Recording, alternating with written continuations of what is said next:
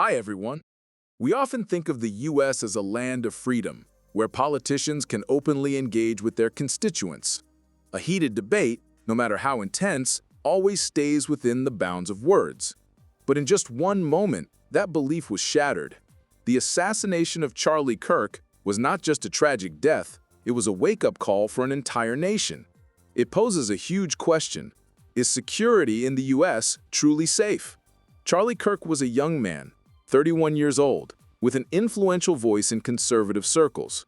He stood on a university stage in front of thousands of students, but in a split second, a bullet from a distance ended it all. The incident is especially shocking because Kirk was not an official protected by the U.S. Secret Service like a president. He was a public political activist, much like thousands of other lawmakers. Do you think this was an isolated incident? Absolutely not.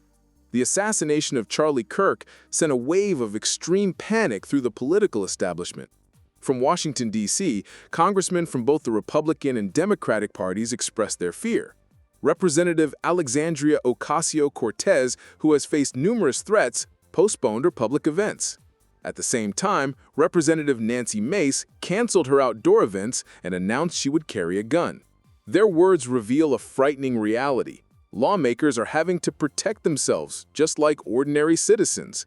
This fear is not baseless. It is evidence of an alarming trend, rising political violence. Before Charlie Kirk's death, the Capitol Police recorded nearly 14,000 incidents related to threats against members of Congress this year alone, a 55% increase from the previous year. Kirk's case wasn't a one-off. It was the tip of the iceberg.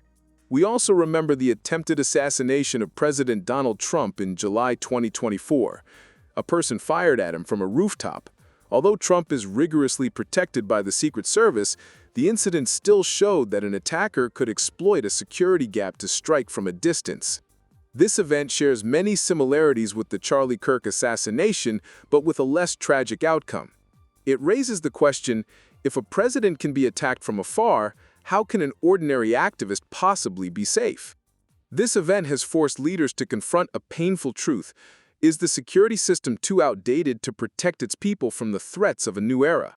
We will dive deeper into these security flaws in the next part.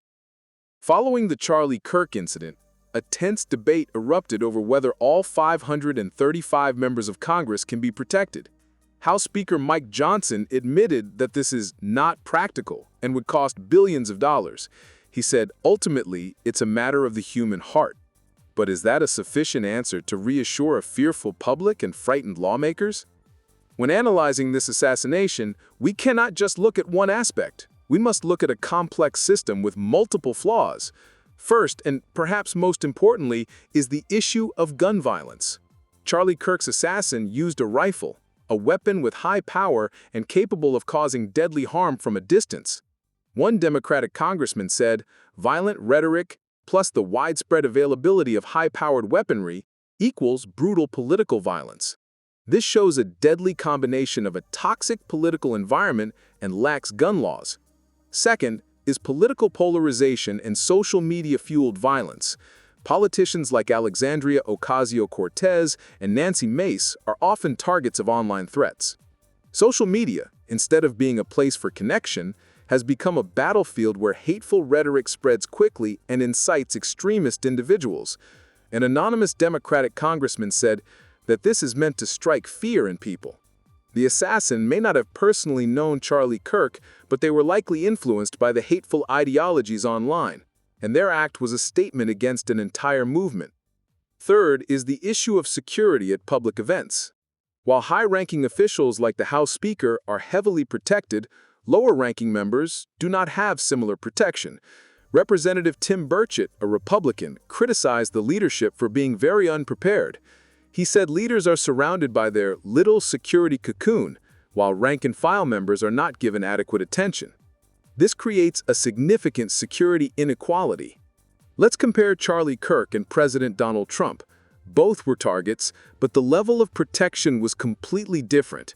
Trump has an elite Secret Service team trained to deal with all threats, including long-range attacks.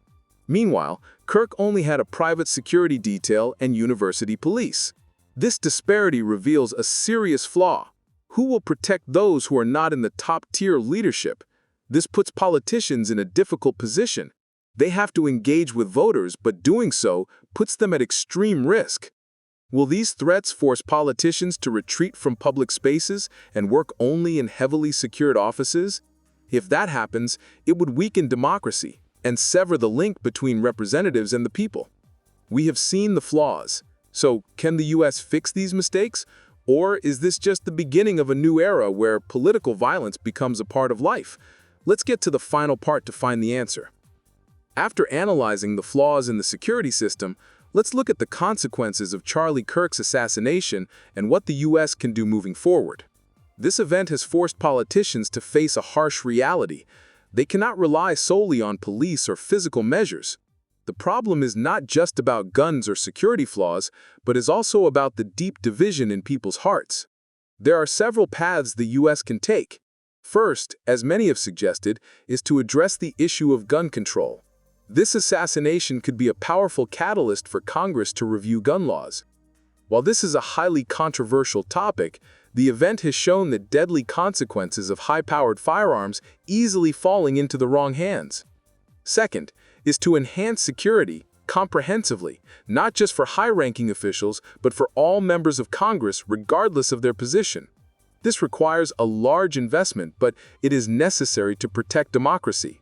The Capitol Police have admitted they are operating in a high-threat environment, and providing them with adequate resources is crucial. However, perhaps the most important thing is to deal with the human heart. As House Speaker Johnson said, ultimately, it's a matter of the human heart. This assassination was not just an act of violence, but a manifestation of extreme polarization and hatred that has taken root in society. We cannot simply use a gun to confront a gun. We must use understanding to confront hatred. The death of Charlie Kirk, a person known for his strong opinions, has forced some politicians, both Democrats and Republicans, to put aside their disagreements to work together on the security issue. This could be a sign that, in the face of a tragedy, people can still find common ground. The issue of U.S. security, after all, is not just a matter for the police or the law. It's a matter for every citizen. It's about whether we are willing to talk to each other, despite our disagreements, or simply let the hateful rhetoric on social media turn into real-world violence. The Charlie Kirk assassination clearly showed one thing. If we cannot control the hatred in our hearts, then no fence and no police force can ever protect us. So, after all that we have analyzed, what do you think? Is this assassination enough to awaken a nation that is sleeping in division? Or is it just another drop in the bucket, allowing hatred to continue to fester? Please share your thoughts in the comments below. And if you found this video helpful, don't forget to hit the like button and subscribe so you don't miss our next in-depth analysis. Thank you all so much.